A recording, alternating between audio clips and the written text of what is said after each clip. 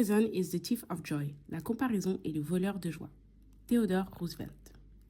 Don't compare yourself with other people, compare yourself with who you were yesterday. Ne vous comparez pas aux autres, comparez-vous à qui vous étiez hier. Jordan Peterson. Bienvenue dans la chaîne Le Bon Mindset qui a pour objectif de vous accompagner dans la quête d'un mindset de croissance. Notre podcast va vous permettre d'adopter un bon état d'esprit pour atteindre vos objectifs, vos goals et vos plus grands rêves. Ici, à travers différents concepts, on adopte le bon mindset pour une vie meilleure. Aujourd'hui, on analyse le concept suivant. Comprendre les comparaisons inconscientes chez les divers individus. Tout d'abord, on va commencer par définir la comparaison. La comparaison désigne le fait d'analyser, d'observer, de relever les différences et ressemblances entre deux individus. A priori, la comparaison est importante et indispensable afin de comprendre autrui et de s'adapter ou encore de vivre en harmonie. Elle est donc indispensable et importante pour tous car elle permet aussi de développer de l'empathie et de mettre en avant le fait est que nous sommes tous différents et de ce fait, nous avons tous des besoins différents. Elle devient problématique lorsque les individus développent de la jalousie ou de la rancœur lorsqu'ils se comparent à autrui. La comparaison est souvent inconsciente et elle se fait naturellement lorsqu'on rencontre autrui. La façon dont un individu gère ce sentiment de comparaison est un reflet de son niveau de conscience. Tout d'abord, nous allons nous intéresser chez les personnes qui ont fait le travail sur eux, donc qui ont effectué du inner work et qui ont une confiance en eux et une estime d'eux. Ils ont conscience que la comparaison, elle est naturelle. Et donc, de ce fait, ils ont conscience de la présence de cette comparaison. Ils ne vont pas se focaliser dessus car ils sont focalisés sur eux principalement. Ils savent que pour que la comparaison soit pertinente, il faut avoir beaucoup plus d'informations et donc aller en profondeur. Pour eux, cette comparaison inconsciente n'est pas importante. Ils ont aussi conscience que chacun a son propre chemin, chacun est sur son marathon et que la vie n'est pas une course.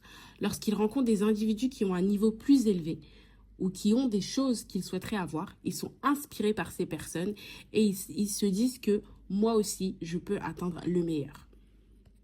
Alors que les personnes qui n'ont pas fait de travail sur eux, ils vont souffrir pour la plupart d'un manque de confiance en eux et d'estime d'eux. Ils ont en eux ce sentiment d'injustice lorsque ces comparaisons inconscientes vont avoir lieu. Ils vont se comparer et ils vont tout de suite se demander pourquoi elle et pas moi. Pourquoi ils n'ont pas accès aux mêmes ressources. Pourquoi ils n'ont pas les mêmes bénédictions. Ils sont donc dans une position de victime et c'est à cause de cette comparaison qu'ils vont laisser cette mauvaise énergie prendre le dessus sur eux. Ils vont avoir des comportements méchants envers autrui ou encore avec des mauvaises paroles, des faux compliments, de la rancœur, de la jalousie. En réalité, la personne avec qui ils vont se comparer, elle n'a rien fait, elle n'a rien demandé. C'est elle la vraie victime dans l'histoire. Les personnes qui n'ont pas travaillé en eux, qui n'ont pas confiance en eux et qui n'ont pas d'estime d'eux, ils peuvent atteindre un tel niveau de jalousie qu'ils peuvent vouloir en fait saboter, voire arracher, voire attaquer, voire faire souffrir la personne en face.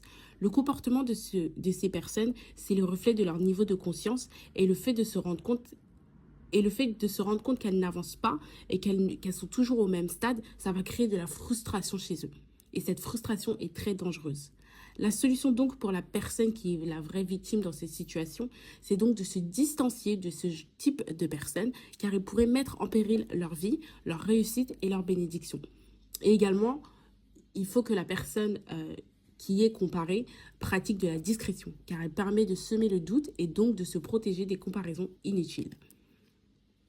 Ces personnes-là, elles ont vraiment besoin de faire un inner work. C'est indispensable. Ils ont besoin d'explorer leur trauma pour par la suite vivre en paix, au risque de passer à côté de leur vie et de vivre éternellement dans la rancœur, dans la déception et dans la comparaison. Encore une fois, on se rend compte à quel point le inner work, c'est-à-dire le travail personnel, est indispensable dans toutes les sphères de notre vie. Alors crois en toi, crois en ta capacité à obtenir tout ce que tu souhaites et vois autrui comme une source d'inspiration, comme une preuve que si ils l'ont fait, tu peux le faire aussi. Tu n'as aucune limite si ce n'est que la perception que tu as de ta propre vie.